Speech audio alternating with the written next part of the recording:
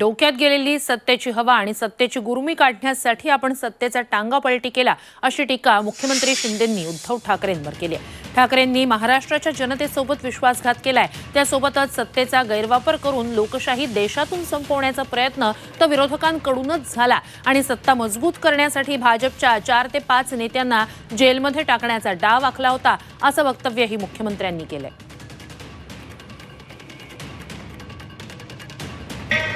सत्तेचा गैरवापर तुम्ही केला आणि सत्ता मजबूत करण्यासाठी या भारतीय जनता पक्षाच्या 4-5 नेत्यांना जेलमध्ये टाकण्याचा डाव तुम्ही आखला आणि म्हणून लोकशाही संपवली तुम्ही।